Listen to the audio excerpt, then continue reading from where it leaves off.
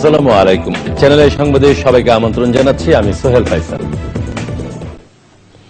বিস্তারিত সংবাদের শুরুতেই জানিয়ে দিচ্ছি সিরিয়াল সংবাদ শিরোনামগুলো। অবরোধে পেট্রোল বোমায় শিশু সহ 5 জন নিহত, আগুন দিতে গিয়ে শিবির ও পিকেটারের হামলায় যুবলীগ কর্মীর মৃত্যু। শিশু হত্যা সহ নৈরাজ্যের বিরুদ্ধে প্রধানমন্ত্রীর কড়া হুঁশিয়ারি, নাশকতা নির্মূলে জনগণকে সজাগ থাকার আহ্বান। রিয়াজুর রহমান আশঙ্কা মুক্ত, জানিয়েছেন চিকিৎসকরা। সফল অস্ত্রোপচার শেষে রাখা হয়েছে পোস্ট অপারেটিভ ওয়ার্ডে।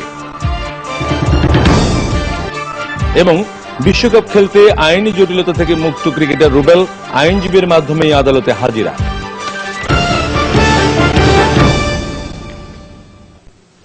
এবারে বিস্তারিত সংবাদ। অবরোধের 10ম দিনে সহিংসতায় 6 জন নিহত হয়েছে। তাদের মধ্যে রংপুরে বাসে পেট্রোল বোমা হামলায় মৃত্যু হয়েছে এক শিশু সহ 5 জনের। চট্টগ্রামে ট্রাকে আগুন দেওয়ার সময় এক শিবির আর ফেনীতে পিকেটারদের হামলায় নিহত হয়েছে এক যুবলীগ কর্মী। রাজশাহীতে ট্রাকে ও গাইবান্ধায় বাসে আগুন আর নরসিংদীতে চলন্ত ট্রেনে পেট্রোল বোমা হামলা হয়েছে। বিস্তারিত ডেস্ক রিপোর্টে। মঙ্গলবার মধ্যরাতে কুড়িগ্রাম থেকে খলিল এন্টারপ্রাইজের যাত্রীবাহী বাসটি ঢাকার উদ্দেশ্যে রওনা হয় পুলিশ পাহারায়। মিঠাপুকুর বাতাসন এলাকায় অবরোধকারীরা পেট্রোল বোমা ছোড়ে বাসের ভেতর। ঘটনাস্থলে মৃত্যু হয় এক শিশু সহ 4 জনের। গাড়ি কুড়িগ্রাম থেকে বহুত তো সিরিয়াল করে ছাড়ি দিয়েছে প্রশাসন, না সামনে পিছনে বহুত গাড়ি ছিল, মাঝে গাড়িতে ককটেল বোম মারছে মিঠাপুকুরে। চিল্লাচিল্লি করে সবাই নামছি, কেউ আছে কেউ হয়েছে, এই অবস্থা। লাস্টে আমি বার হওয়ার সময় আমার মুখে একটু ছ্যাক লাগছে, আর ঝাঁপ দেওয়ার সাথে আমার বুকের মধ্যে একটু ব্যথা বেশি লাগছে। আহতদের 21 জনের মধ্যে 15 জনকে রংপুর মেডিকেল কলেজ হাসপাতাল এবং 3 জনকে রংপুর সিএমএইচে ভর্তি করা হয়েছে। আমাদের এখানে মোট 5টা ভর্তি হয়েছে রোগী বার্নের, তার ভিতরে আশঙ্কাজনক অবস্থায় 3 জন আছে। তাদেরকে চিকিৎসা তো আমরা চালিয়ে যাচ্ছি। বিএনপি চেয়ারপারসন বেগম খালেদা জিয়াকে অবরুদ্ধ করে রাখার অভিযোগ এনে নেতাকর্মীদের নামে মামলা প্রত্যাহারের দাবিতে বুধবার সকাল সন্ধ্যা রংপুরে হরতাল ডাকে যুবদল। চট্টগ্রাম কক্সবাজার সড়কের লোহাগড়ায় জুবায়ের নামে এক শিবির কর্মী ট্রাকের আগুন দিতে গিয়ে ট্রাক চাপায় নিহত হয়েছে। সে সময় আরো 2 জন আহত হয়। ফেনীর সোনাগাজীতে পিকেটিং এ বাধা দেয় পিকেটারদের হামলায় বিলাল নামে এক যুবলীগ কর্মীর মৃত্যু হয়েছে। গুরুতর আহত হয় মোবারক নামে আরেক যুবলীগ কর্মী। গাইবান্ধা পলাশবাড়ী সড়কের জেলখানা এলাকায় বুধবার ভোরে বাসে দুর্বৃত্তরা আগুন দিলে দ্রুত নামতে গিয়ে 5 যাত্রী আহত হয়েছে। রাজশাহীতে অবরোধকারীরা মহানগরীর কাজলা ও চারঘাটে 2টি ট্রাকে আগুন দেয় এবং ভাঙচুর চালায়। নরসিংদীর আশিনগর এলাকায় চলন্ত ট্রেনে পেট্রোল বোমা ছোড়ে দুর্বৃত্তরা। শহরে কমপক্ষে 10টি যানবাহনে ভাঙচুর চালায় তারা। লক্ষ্মীপুর ও নাটোরে ট্যাক্সিক্যাব এবং পিকআপ ভ্যানে আগুন দিয়েছে অবরোধকারীরা। National desk, channel I. প্রধানমন্ত্রী শেখ হাসিনা বলেছেন, সরকার যখন নতুন বছরের প্রথম দিন শিক্ষার্থীদের হাতে বই তুলে দেয়, বিএনপি জামাত জোট তখন মানুষ পুড়িয়ে মারে। রংপুরে বাসে অবরোধকারীদের আগুনে শিশু সহ 4 জন নিহত হওয়ার ঘটনার নিন্দা জানিয়ে আন্দোলনের নামে নৈরাজ্য কঠোর হাতে দমনের হুঁশিয়ারি দিয়েছেন প্রধানমন্ত্রী। রিপোর্ট করছেন তারিকুল ইসলাম মাসুম। প্রাথমিক শিক্ষা সপ্তাহ 2015 এর উদ্বোধন অনুষ্ঠান ওসমানী স্মৃতি মিলনায়তনে।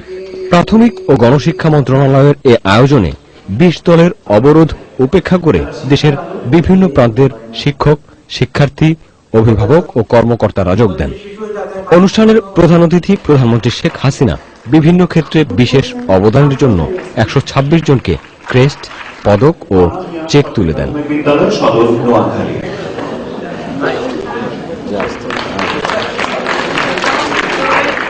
প্রধানমন্ত্রী বলেন, জাতির জনক বঙ্গবন্ধু শেখ মুজিবুর রহমানের আদর্শ অনুসরণ করে একটি শিক্ষিত জাতি গঠনে কাজ করছে সরকার।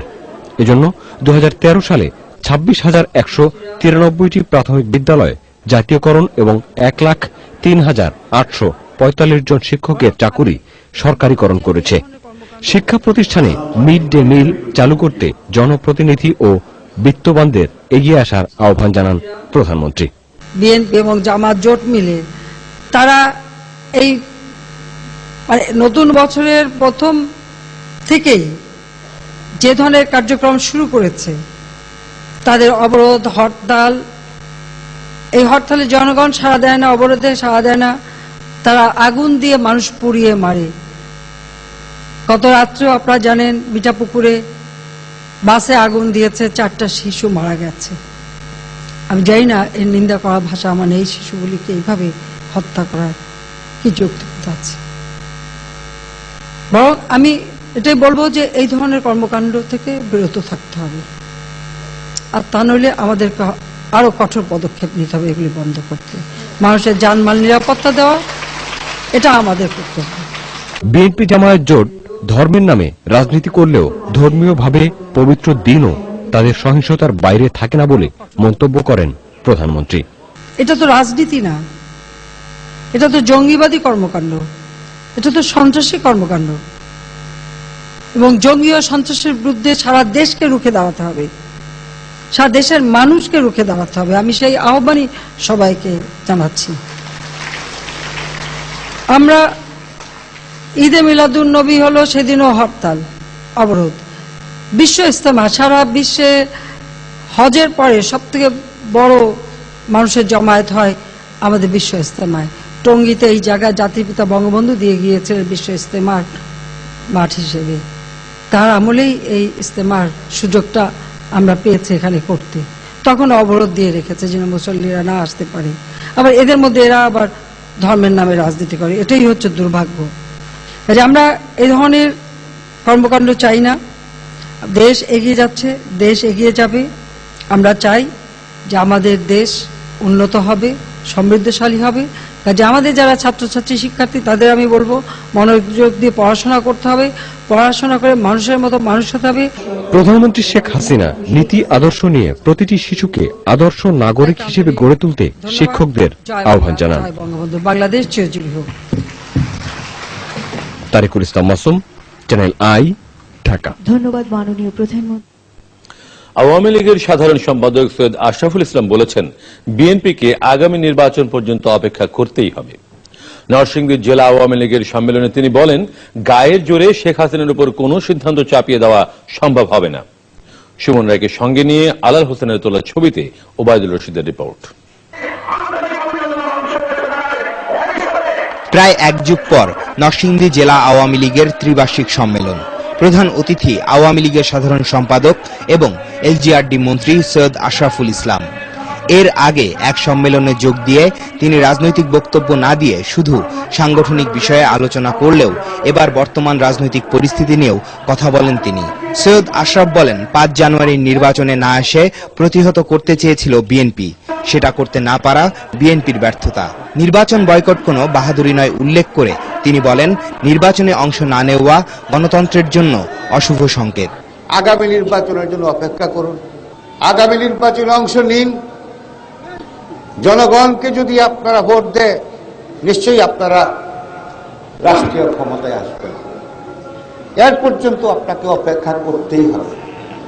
গায়ের জোরে আপনার কোন জিনিস, কোন সিদ্ধান্ত শেখ হাসিনার উপরে চাপিয়ে দিবেন, সেটা সম্ভব হবে না। বিজেপি সভাপতির সঙ্গে বেগম খালেদা জিয়ার টেলিফোনে কথা বলা এবং যুক্তরাষ্ট্রের 6 কংগ্রেসম্যানের চিঠির প্রসঙ্গে সৈয়দ আশরাফ বলেন, এক দলের সভাপতির সঙ্গে যেমন অন্য দলের সভাপতির কথা হতে পারে, তেমনি কংগ্রেসম্যানদের কাজ কম থাকায় তারা বিভিন্ন সময় বিভিন্ন দেশে চিঠি দেন, এতে কিছু যায় আসে না।